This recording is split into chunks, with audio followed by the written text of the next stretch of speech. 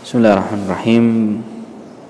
Maaf, mau izin bertanya Ustaz, bagaimana menghadapi kesulitan khusyuk dalam berdoa antara azan dan iqamat, karena ada bacaan zikir maupun bacaan lain yang ana tidak tahu itu bacaan apa, yang dikeraskan dengan pengeras suara pada masjid yang jaraknya cukup dekat dengan tempat tinggal saya.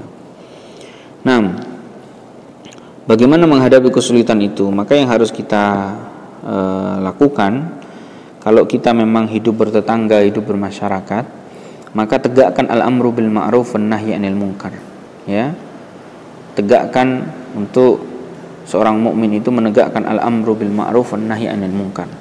Ketika kita dapati ada di antara saudara-saudara kita di masjid dekat rumah kita atau di masjid kita, ya, melakukan hal-hal yang tidak sesuai dengan sunnah Nabi, ya, yaitu mengeraskan suara zikir, mengeraskan sholawat Nabi Muhammad SAW, menggunakan pengeras suara di saat-saat momen di mana di situ adalah waktu-waktunya seseorang bisa melakukan sholat, ya, antara azan dan iqamat, maka kita harus ingatkan kepada saudara-saudara kita, Pak, jangan keras-keras, monggo silahkan sholawat, monggo silahkan zikir, tapi jangan pakai pengeras suara karena mengganggu sholat. Disampaikan. Kalau kita tidak bisa, maka sampaikan kepada suami kita, kalau itu adalah yang bertanya seorang istri.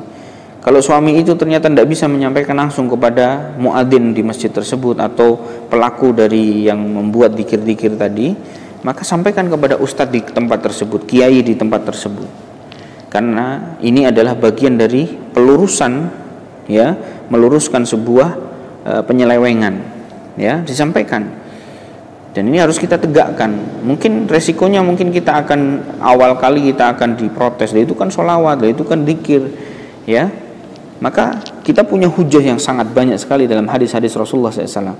Seandainya membaca Al-Quran, ya, itu adalah baik, ternyata, dan memang baik, ya, Al-Quran itu adalah sebuah kebaikan. Bahkan man qara'a harfan min kitabillah, sapa sing membaca Al-Quran itu satu huruf saja, falahu hasanatun wal hasanatu bi asri amsalihha, dia mendapatkan satu kebaikan, dan kebaikan itu dilipat gandakan dengan 10 pahala, ya. Ini Al-Quran. Tetapi Rasulullah SAW ketika ada orang yang menegakkan sholat, membaca Al-Quran saja tidak diperbolehkan, karena akan mengganggu konsentrasi orang yang melaksanakan sholat, ya.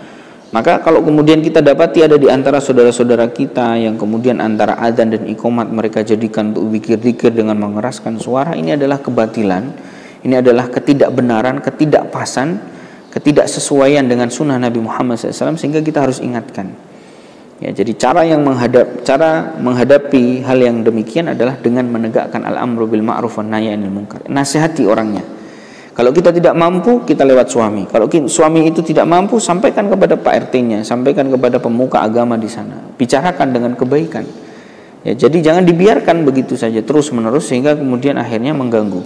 Dan ini pernah satu ketika, ya, kejadian pribadi kami waktu di Solo, waktu di Sukoharjo.